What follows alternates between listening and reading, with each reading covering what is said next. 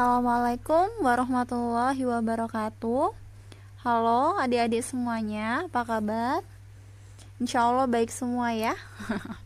Oke, hari ini kakak akan menjelaskan tentang materi fisika kelas 10, yaitu materi fisika tentang bab pengukuran. Ya, tentang bab pengukuran ya. Bab yang pertama tentang bab ya pengukuran. Oke. Yang pertama, di dalam pengukuran itu ada yang namanya besaran ya.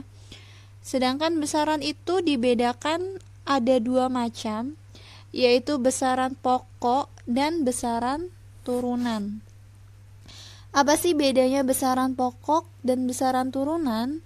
Besaran pokok adalah satuan yang sudah ditetapkan secara internasional, atau dalam arti satuannya sudah ditetapkan sesuai dengan standar internasional. Itu besaran pokok.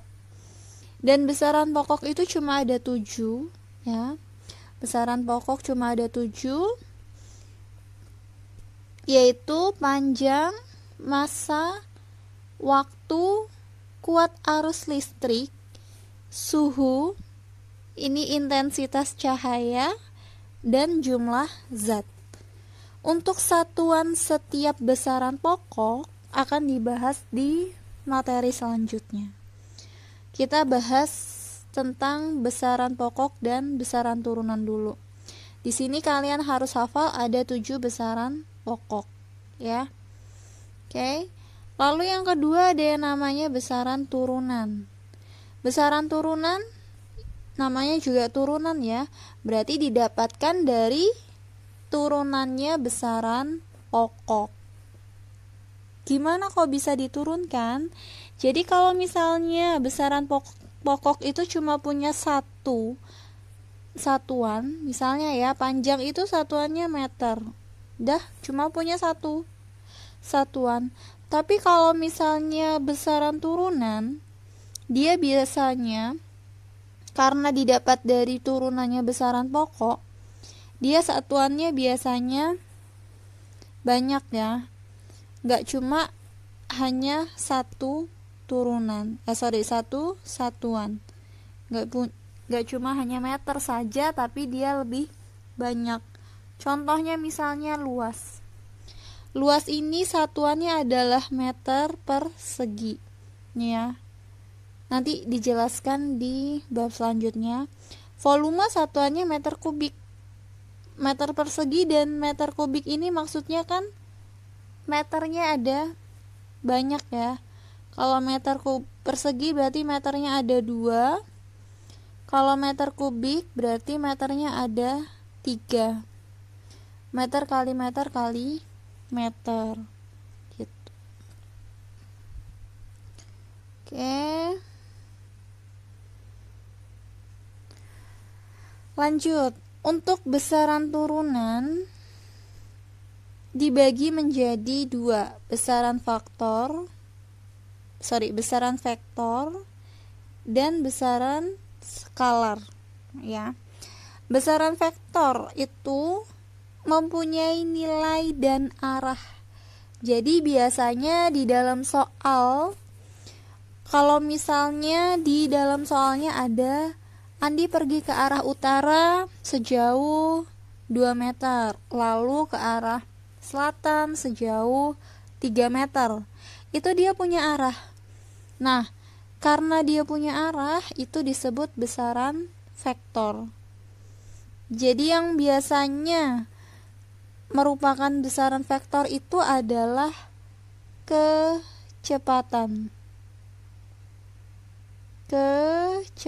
ya, atau kecepatan. Sebentar. Kalau misalnya yang punya nilai saja itu biasanya kelajuan. Sebenarnya sama rumusnya nanti kelajuan dan kecepatan, yaitu S dibagi T atau jarak dibagi T, tapi nanti dia bedanya kalau kecepatan punya arah, sedangkan skalar hanya punya nilai, tidak punya arah. Itu aja bedanya. Nanti kita bakal coba ke contoh soal nanti ya. Oke, yang kedua adalah satuan. Ya. Satuan besaran pokok. Satuan besaran pokok itu tadi ada 7 ya besaran pokok ya. Dari panjang sampai jumlah zat. Panjang simbolnya adalah L. Ya. Jadi nanti di setiap soal fisika itu biasanya kita nulis yang diketahui itu kita pakai simbol ya. Panjang. Misalnya nih, kakak tulis panjang.